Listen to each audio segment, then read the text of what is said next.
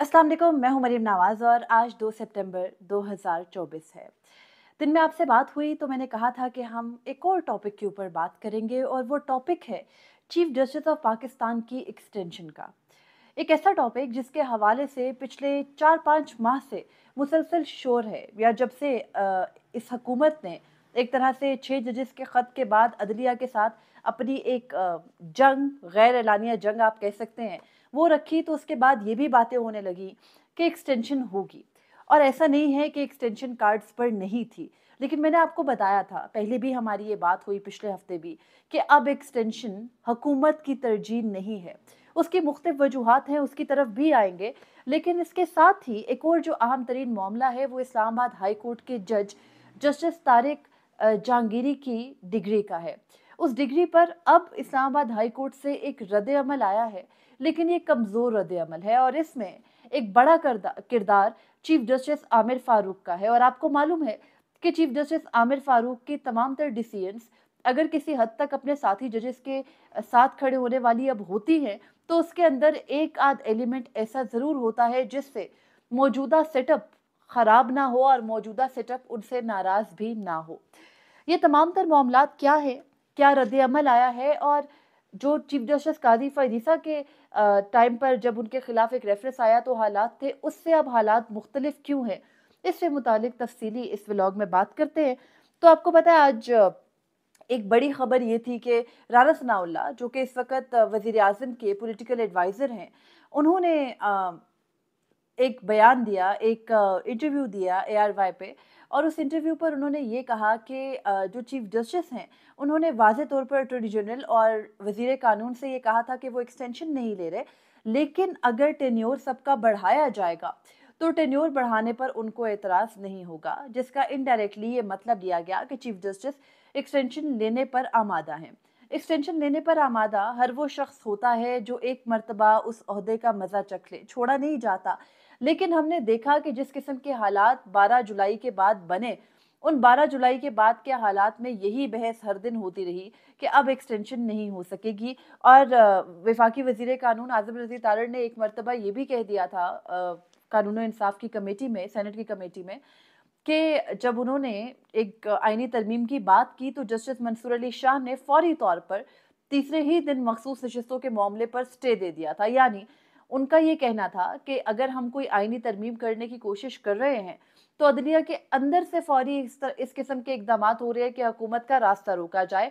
और इस बात का मतलब यही है कि जजेस नहीं चाहते, ख़ास तौर पर आइंदा आने वाले chief justice justice Mansoor Ali Shah नहीं चाहते कि उनको मज़ीद इंतज़ार करना पड़े। भले वो एक गैर रस्मी गुफ्तगू के दौरान पहले, अभी तो रिसेंटली जब उन्होंने स्पीच की थी तब नहीं, इससे पहले एक मरतबा हमसे मिले थे। एक इवेंट था और वहाँ पर मैं और 2 सीनियर जर्नलिस्ट थे। तो वहाँ पर जस्टिस मंसूर अली शाह ने ये कहा था कि उन्हें कोई मसला नहीं है, वो इन मामलात में नहीं उलझना चाहते। लेकिन फिर हमने देखा कि मखसूस नशिस्तों के मामले पर क्या हुआ, कैसे सारे जजेस ने चीफ जस्टिस के खिलाफ एक तरह से जाकर के फैसला दिया। तो ये तमाम तर चीज़ें तो थी। लेकिन राना सनाउल्लाह के बयान के बाद आज आज़म रज़ी तारड़ का अचानक जो एक वीडियो पैगाम आया, पीटीवी पर आया, उस वीडियो पैगाम की मुमासलत बिल्कुल उसी वीडियो पैगाम की थी जो जस्टिस बाबर सत्तार के मामले पर एक मरतबा अटॉर्नी जनरल का आया था। इस किस्म के वीडियो पैगामात ये वाज़े करते हैं कि जब प्रेशर आता है तो फिर फौरी तौर पर क्लेरिफिकेशन दी जाती है, और हमें ये पता है कि ये प्रेशर एस्टेब्लिशमेंट की जानिब से नहीं आता, ये प्रेशर आता है जुडिशरी की तरफ से। जब जस्टिस बाबर सत्तार के मामले पर अचानक से आकर के अटॉर्नी जनरल ने ये वजाहत दी थी ऑडियो लीक्स केस के मामले पर कि किसी किसी किस्म का कोई जो है वो दबाव नहीं डाला गया था जस्टिस बाबर सत्तार पे, तो तब भी हमें मालूम है कि वो बयान क्यों आया था। और आज जो वज़ीर कानून का बयान आया, वो भी क्यों आया ये भी हमें मालूम है। अचानक से उन्हें क्लेरिफिकेशन क्यों देनी पड़ी चीफ जस्टिस के लिए आकर, आज उन्हें कहना क्यों पड़ा कि चीफ जस्टिस एक्सटेंशन के ख्वाहिशमंद नहीं हैं। तो उनकी ये बात कहना कि वो ख्वाहिशमंद नहीं है और अब ये टॉपिक आप छोड़ दीजिए, और मीडिया के दोस्तों से उन्होंने रिक्वेस्ट की कि आप कोई और बात करें, तो उनकी बात एक तरह से ठीक भी है। वो खुद कह रहे हैं कि हमारे पास नंबर ही पूरे नहीं है।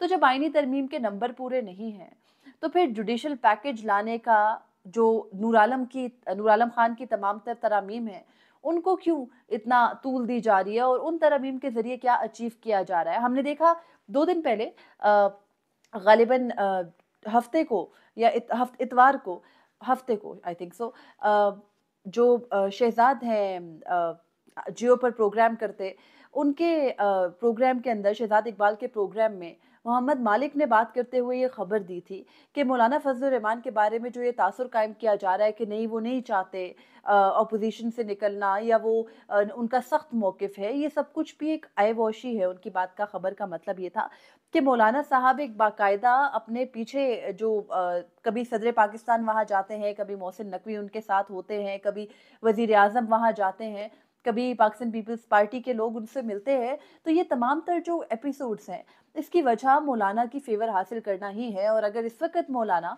सेनेट के अंदर 2 नशिस्तें मांग रहे हैं तो वो भी खामखा नहीं है। सेनेट के अंदर अगर मौलाना को 2 नशिस्तें मिलती हैं और तमाम तरह इत्तेहादी मिल जाते हैं हुकूमत के साथ, तो सेनेट के अंदर 2/3 अक्सरियत पूरी करना हुकूमत के लिए एक नामुमकिन सी चीज़ हमें लगती तो है। लेकिन अगर कुछ आज़ाद मेंबरान को साथ मिला लिया जाए तो 64 का फिगर खींच तान के पूरा हुकूमत कर सकती है।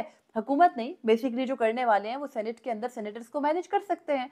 तो मौलाना के ये मुतालबात हवा में नहीं है। और फिर दूसरी जानिब कौमी असम्बली के अंदर अगर मखसूस नशिस्तें किसी भी तरीके से मिल जाती हैं हुकूमत को, जैसे कि बहुत से हुकूमत से ज़्यादा जो हुकूमत के माउथ पीसेज हैं वो ये कह रहे हैं कि 16 सितंबर एक डेडलाइन है और 16 सितंबर तक अगर नहीं दिया मखसूस नशिस्तों का तफसीली फैसला तो फिर हुकूमत सख्त एक्शन लेगी। तो ये तमाम तर बातें हवा में नहीं हो रही। हम किसी भी चीज़ को डिस्कनेक्टेड या किसी भी चीज़ को आइसोलेशन में नहीं देख सकते। हमें हर चीज़ को, हर चीज़ का जाविया, हर इवेंट का देखने की ज़रूरत है। मौलाना इस आम इंतखाबात के बाद एक मुज़ाहमत का इस्तारा बनते रहे, लेकिन अब अगर आप मौलाना की तमाम तर पॉलिसीज़ देखें तो उन्होंने पाकिस्तान तहरीक-ए-इंसाफ के साथ जो अपोजिशन की अलायंस थी उसमें जाने से इनकार कर दिया और कहा कि वो आज़ादाना तौर पर लड़ेंगे। तो ऐसे आज़ादाना तौर पर मुज़ाहमत जारी रखने का मतलब ये है कि आप इनवाइट कर रहे हैं हुकूमत को कि वो आपके तमाम तर मुतालबात सुने। फिर मखसूस नशस्तों के मामले पर जहाँ मौलाना एक दफ़ा एक तरफ पाकिस्तान तहरीक-ए-इंसाफ से बातचीत कर रहे थे, तो दूसरी जानिब खुद ही पाकिस्तान तहरीक-ए-इंसाफ के खिलाफ मखसूस नशस्तें लेने के लिए हाई कोर्ट में भी खिलाफ मुखालिफ फरीक थे और सुप्रीम कोर्ट में भी उनका मुखालिफ तासुर था। अब ये तमाम तर चीज़ें हम कैसे ये इमेजिन कर लें कि वहाँ पर दोनों साइड से को साथ लेकर चलने की पॉलिटिक्स नहीं हो रही और इस तमाम तर का जो ताने-बाने हैं वो जाकर के नहीं मिलते उसके साथ आईनी तरमीम के साथ। तो ये जो दूसरी तरफ जुडिशल पैकेज आने का मामला है, नूर आलम खान का ताल्लुक किससे है? जमीयत उलमा इस्लाम से है। मौलाना से वो मिले तो अभी तक उन्होंने अपने बिल वापस क्यों नहीं लिए? कल दोबारा से प्राइवेट मेंबर डे है, उस प्राइवेट मेंबर डे पर ना सिर्फ जो हुकूमत के रुकन दानियाल चौधरी का जजेस बढ़ाने का बिल है, उसके साथ नूर आलम खान के तमाम तर बिल भी हैं।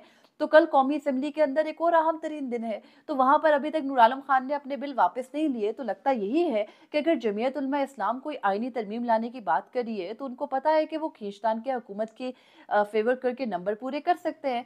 तो ये एक्सटेंशन अगर कार्ड्स पर नहीं भी है, तो अदलिया को दबाने की या अदलिया की पावर्स को कर्टेल करने की, उनको अपनी मर्जी पर चलाने की कोशिशें पूरी की पूरी हो रही हैं और उन कोशिशों के लिए हुकूमत कानून साजियां भी कर रही है। कुछ कानून साजियां जैसे जजेस की तादाद बढ़ाने का, आज सेनेट के अंदर कादर मंदोखेल का बिल पेश हुआ, पाकिस्तान पीपल्स पार्टी के वो रुकन हैं, उनके सेनेटर हैं, तो वो भी हवा में नहीं है। हमें मालूम है कि जजेस की तादाद बढ़ाने की बात तो काफ़ी अरसे से हो रही है, लेकिन अगेन टाइमिंग्स बड़ा मैटर करती हैं। आप एक ऐसे वक्त पे क्यों कर रहे हो जिस वक्त आपको अपने मतलूबा नताइज वहाँ से हासिल करने हैं अदलिया से। आप एक ऐसे वक्त पे क्यों कर रहे हो जब आप खाइफ हो अदलिया से कि वो आपके मुखालिफ फरीक को फ़ायदे पहुँचा रही है। ये तमाम तर तरामीम होनी चाहिए, खुशाइंद हैं। बेशक हमारी अदलिया पर बहुत बोझ है। परसों की वीडियो में हमने बात की कि हमारी लोअर जुडिशरी के ऊपर 83% ज़ेर-ए-इल्तवा मुकदमात का बोझ है। तो अगर रिफॉर्म्स ही लाने हैं तो आपका सारा फोकस सुप्रीम कोर्ट पे जाके क्यों रुक जाता है?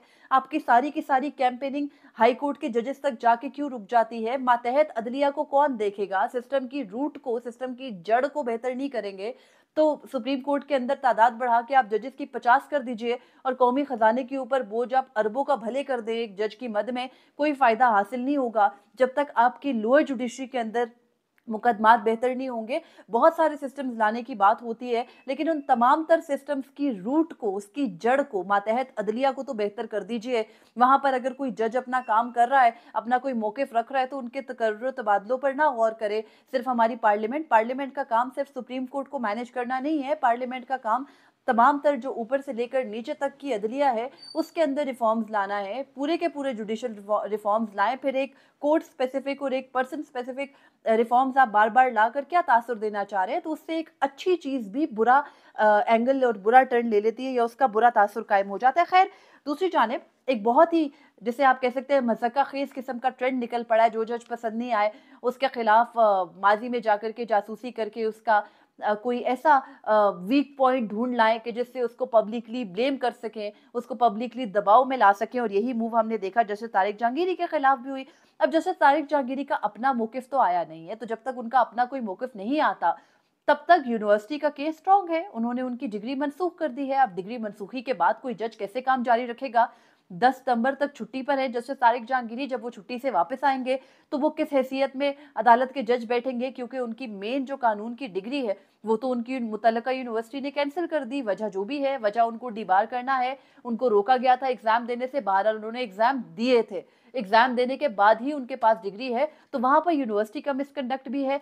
अब इस्लामाबाद हाई कोर्ट की जानिब से एक इंतहाई कमजोर जो रिस्पॉन्स आया वो ये है कि इस्लामाबाद हाई कोर्ट के चीफ जस्टिस आमिर फारूक ने 19 सितंबर को जस्टिस तारिक महमूद जहांगीरी के मामले पर जो लिया गया तौहीन अदालत का नोटिस था वो समाअत के लिए मुकर्रर कर दिया है। दूसरी जानिब ट्रिब्यूनल्स का मामला भी उन्होंने अभी तक उसका फैसला नहीं किया है, जो जस्टिस तारिक जहांगीरी जिन ट्रिब्यूनल्स की समाअत करें।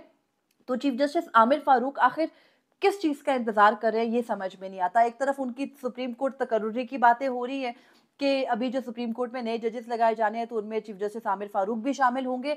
दूसरी जानिब जिस किस्म के मामलात वो हाई कोर्ट में लेकर के चल रहे हैं, 25 मार्च को जब 6 जजेस ने, उनके अपने 6 साथी जजेस ने खत लिखा था, तो उसके बाद बहुत सी डिबेट जनरेट हुई थी। और उसके बाद जब इस्लामाबाद हाई कोर्ट के फुल कोर्ट ने खुद बैठकर इजलास में बातचीत की थी, तो उसके बाद चीफ जस्टिस आमिर फारूक का मौकिफ कुछ अपने साथियों को लेकर के बदला था। वो कुछ मामलात में उनके साथ खड़े होने लगे, जैसे तौहीन अदालत के मामलात हैं। लेकिन अब हम फिर देख रहे हैं कि वो इतना लंबा खींच रहे हैं कि वो उनके ऊपर ये कहावत, उनके ऊपर ये सेइंग इतनी परफेक्ट आती है कि justice delayed is justice denied. मतलब आप एक मामले को इतनी तवालत दे दो कि इंसाफ का तो जो तकाजा है वो मर ही जाए, खत्म ही हो जाए, और उसके बाद आप इंसाफ देने लगो। तो खैर, ये तौहीन अदालत का मुकदमा मुकर्रर करके एक तासुर तो ये दिया गया है कि भाई हम आप सबको फिक्स करेंगे, या शायद अपने साथी जजेस की जुबान बंदी करा दी है चीफ जस्टिस आमिर फारूक ने। लेकिन अभी 19 सितंबर तक 17 दिन बाकी हैं। सोशल मीडिया का दौर है, आप जो इस वक्त जो डिजिटल दौर है इसमें कुछ रुकता तो है नहीं, तो ये मुहिम तो रुकेगी नहीं जो जस्टिस जहांगीरी के खिलाफ है। तो meanwhile chief justice Aamir Farooq किस चीज का इंतजार कर रहे हैं? ठीक है, जजेस की अवेलेबिलिटी वजह होगी, बहुत सारी वजूहात होंगी, लेकिन इस किस्म का मामला हो जाए, आपका एक साथी जज बाकायदा अंडर अटैक हो। हमने सुप्रीम कोर्ट को देखा चीफ जस्टिस काजी फरीसा के मामले पर कैसे वो सब मुत्तहिद हो गए थे और फिर उन्होंने कैसे अपने एक साथी जज को बचा लिया था। यहाँ बहुत से लोग ये देखते हैं कि शायद जो ये बड़े बड़े इदारे हैं इनमें ये अपने साथी जजों को बचा लेते हैं, लेकिन मसला ये नहीं है। आपके जो आपका मुल्क है, आपकी रियासत है, उसका एक अहम सतून है अदलिया। अगर आप उसकी आज़ादी के ऊपर, उसके मामलात के ऊपर इस किस्म का कंप्रोमाइज करने लगे और वहां पर जजेस की प्रोटेक्शन ही खत्म कर दी जाए, उनको इस तरह का वल्नरेबल कर दिया जाए तमाम तर लोगों के सामने कि कोई भी शख्स जाके किसी भी जज की किसी भी वक्त पगड़ी उछाल दे, तो फिर आपका सिस्टम नहीं चल पाएगा, यहाँ पे कोई आजादाना फैसले नहीं हो पाएंगे। तो अगेन बात वही है कि आप किसी भी चीज को आइसोलेशन में, तन्हाई में नहीं देख सकते। आपको तमाम तर सिनेरियोज को देखकर, तमाम तर पहलुओं को खाते में रखने के बाद किसी चीज पर कोई मौकिफ कायम करना होता है। तो हम सिर्फ ये नहीं कह सकते कि यहाँ पे माइट इज राइट है, भाई जज के पास पावर है तो उसके साथी जज उसको बचा लेते हैं, या तासुर ये नहीं है। दूसरी जानिब अब ये देखना है हमें कि क्या सुप्रीम जुडिशल काउंसिल इन दिनों में फाल होगी कि एक जज है जो कि आला अदलिया का है और उसके आसाब को कमजोर करने के लिए, उस पर दबाव डालने के लिए ये एक बदतरीन कोशिश की गई है। और अब बहुत से सवालात इन तमाम तर सिनेरियो से जन्म लेते हैं। एक सवाल तो ये है कि क्या इस्लामाबाद हाई कोर्ट के जजेस बैकफुट पर जाएंगे? क्या वो जजेस इस दबाव में आकर के पहले की तरह फैसले नहीं देंगे, या डरेंगे कि क्या पता हमारी मुतलका डिग्रियों से कोई राब्ता कर ले, क्या पता हर शख्स के लिए इसमें एक मैसेज है, कल को अगर मैं किसी को पसंद नहीं आ रही तो कोई मुश्किल ही नहीं है, आप किसी भी डिग्री, मेरे पास तो अपनी डिग्रीज मौजूद है, लेकिन आप यूनिवर्सिटी में जाके डिग्री कैंसिल करवा दे तो मैं क्या कहाँ जाके उस डिग्री को क्लेम करूं? जस्टिस तारिक जहांगीरी को उनकी यूनिवर्सिटी ने बुलाकर पूछा तक नहीं, उनका मौकिफ नहीं जाना गया, लेकिन उनकी डिग्री मनसूख कर दी गई। तो ये तमाम तर सवालात है। जजेस को अगर इस वक्त दबाव का शिकार किया जा रहा है तो क्या वो बैकफुट पर जाएंगे, या फिर पहले की तरह डट जाएंगे, क्योंकि इस्लामाबाद हाई कोर्ट के कम से कम 6 जजेस ने तो पीछे कुछ नहीं छोड़ा जब से उन्होंने खत लिखा, और हमने देखा है कि उसके बाद वो डटे ही रहे हैं। और सोसाइटी के अंदर भी जो तमाम तरह आज़ादाना आवाज़ें हैं वो उनके पीछे खड़ी रही हैं।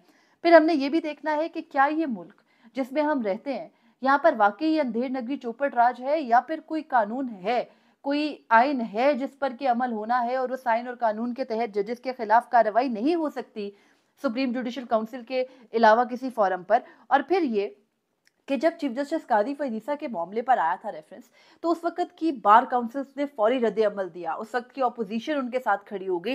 लेकिन अब हम देख रहे हैं कि ना ही ऑपोजिशन, क्योंकि उसके ऊपर एक अलग किस्म का दबाव है, उनका कोई सर पैर नहीं है, लीडर उनका अंदर है, उन्हें समझ नहीं आता वो अपनी हिफाजत करें, कोई बयानियां बनाएं, कोई मौकिफ दें। और दूसरी जानिब मीडिया है, मीडिया के हालात पहले ये थे कि चीफ जस्टिस कादी फैज़ के मामले पर नाम नहार टीवी चैनल्स ने काफ़ी आवाज़ भी उठाई थी, उनके पीछे खड़े हुए थे बड़े-बड़े मीडिया हाउसेस। लेकिन जस्टिस जहांगीरी के मामले पर सभी खामोश हैं, और जस्टिस जहांगीरी के मामले पर कोई मौक़िफ़ लेने से या बाकायदा कैंपेन करने से सभी डर रहे हैं, क्योंकि अब हालात बहुत मुख्तलिफ हो गए हैं। अब जो खौफ की फ़िज़ा कायम कर दी गई है, उसमें सहाफ़ी डरता है कि बोला तो उठा लिया जाऊँगा। मीडिया हाउसेस डरते हैं कि अगर हम बोले तो हमारे लाइसेंस मनसूख हो सकते हैं, हमें बंद किया जा सकता है, इश्तहारात नहीं मिलेंगे। फिर बाकायदा जो वहाँ से इंस्ट्रक्शंस आती हैं, उनको फॉलो नहीं किया तो एक अलग किस्म का माहौल बन जाएगा। सियासतदान डरते हैं कि अगर हमने मौक़िफ़ नहीं इनका माना, तो हम इर्रेलेवेंट हो जाएँगे।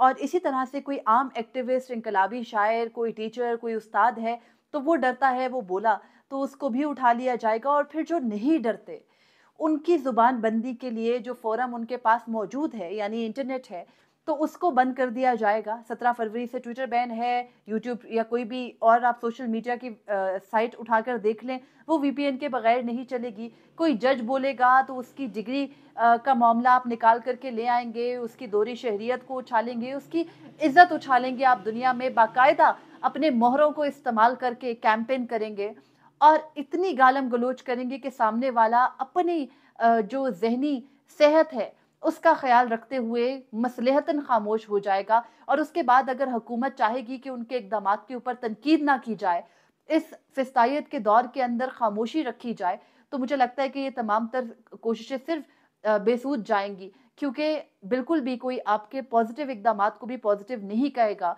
इतनी पाबंदियों, इतनी ज़ुबाबंदी के बाद, कि जब आप आम शहरियों का जीना हराम कर दो, सिर्फ़ इसलिए कि आप कुछ आवाज़ें नहीं सुन सकते, आप आवाम को फेस नहीं कर सकते, उनके बयानिए नहीं सुन सकते, और इस किस्म के हाइब्रिड निज़ाम को ही आगे चलाना चाहते हो, तो ये सिलसिला रुका नहीं। 2019 में चीफ जस्टिस के कादी फैज़ के टाइम पर जो हालात थे, तब के हालात से अब कम से कम 100% बुरे हालात हो चुके हैं मज़ीद, और इनकी कोई भी सद्दबाब नहीं हो सकता, क्योंकि यहाँ पर कोई सुलझना नहीं चाहता। लेकिन खुशी है कि चंद आवाज़ें ज़िंदा हैं। मुझे इजाज़त दीजिए। अल्लाह हाफ़िज़।